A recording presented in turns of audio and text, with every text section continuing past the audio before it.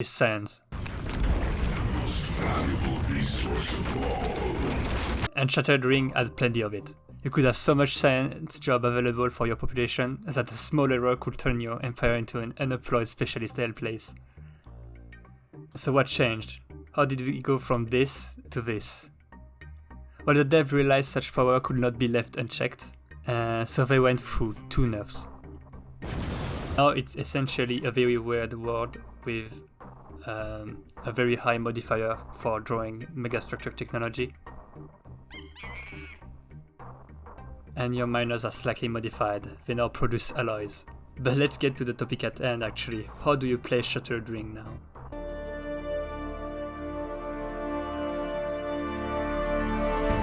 The build is pretty straightforward. You try to min-max your scrap miners and turn your empire into an economic powerhouse.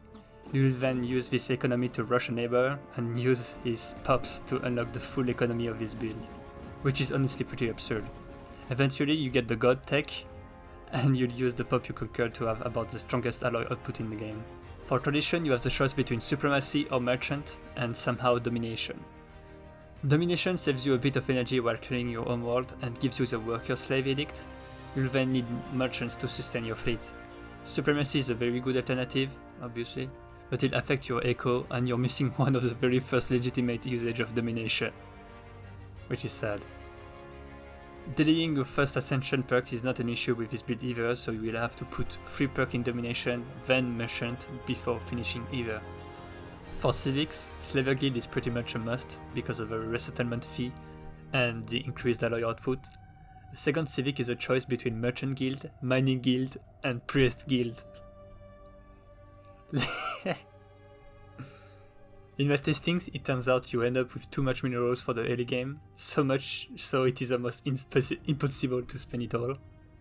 Instead, you can pick Merchant Guild or High Priesthood to get the traditions you want ASAP and get your eco going fast. Since you are Shattered Ring, you will only use your monkey on planets as merchant, since trade is not affected by habitability. For traits, I tried Super Strong and Industrious to maximize the mining output, but you can use Strong instead and add a +2 trait of your liking, such as Thrifty.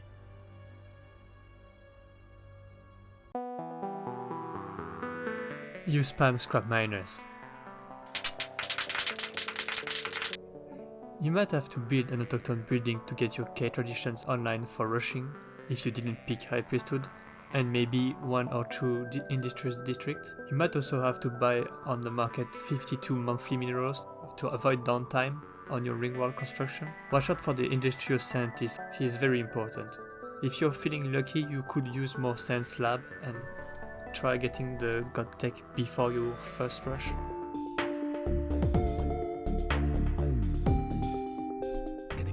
This build is barely average at rushing down people, ironically, and you have to do it fast. The lack of guaranteed world makes it nigh impossible to sustain a proper attack around the 30-year mark. So it's back to some good old Corvette rush. For that, make sure to look out for the chunky weapon, since it's pretty good in those scenarios. Otherwise, just use tier 2 weapons and about 3 fleets of 20 corvettes, with a sprinkle of PD in it to negate starbase DPS. I guess advanced AI you'll have to be tricky, and will most likely have to lure their fleet in unfavorable engagement. I wouldn't recommend playing this in a lobby with a high density of competent players, or any players for that matter, since you have to ruin someone's day to make this work. A lot of the difficulty also comes from you not getting overwhelmed by your mining output. The actual execution is pretty easy, but you'll still need a bit of luck as you will need to rush an AI. And yeah, perhaps I didn't insist on this detail, but the economy is very tricky to play, despite having so much resources. You need to spend them well, otherwise there is no point playing this. So if it's below average at killing people early game, why would you rush with it? Unlike other build where you stretch your eco to absurd end to have a successful rush, with this alloy monkey build you don't have to. You're actually flooded with minerals. But what would you need so many minerals? Well, the AI is not very well known for planetary management. and oftentimes when you're done with conquest you have the tedious job to fix whatever economy it came up with, something you wouldn't have to do in PvP. But that's not the only benefit. By having your alloy and your mining on one job, you are saving a good chunk of pop for other stuff, like merchants to sustain your fleet. Even though this is a alloy monkey build, you still need a handful of tech to get the mining subsidies. It affects the alloy output of your Ringworld, putting it roughly on par with regular metallurgists, and allow you to feed even more metallurgists on newly conquered planets. But essentially, once you're done conquering, it's time to fix everything. Make sure you have monkeys as rulers on those planets, and have the pops indebted to your cause. The upgraded purification plant also gives alloy output. Assuming everything went according to plan, at least 2 conquered AI homeworlds, and you didn't get overwhelmed by your mineral output, you should have access to some of the earliest EQ possible in the game. That and the fact that you have a ring homeworld makes your endgame about one of the strongest possible. But unlike some other builds, the risk taken is higher, so you'll have to work for it.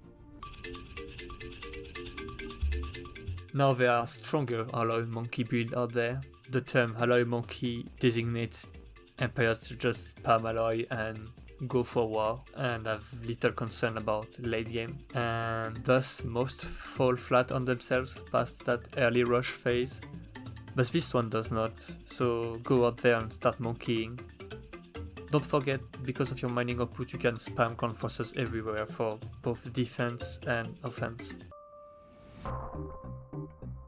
So despite its former heritage gone, as you can see, Shattered Ring can still situationally completely rough-stone the game. Its downside being somewhat hard to pull off, and mostly a PvE thing.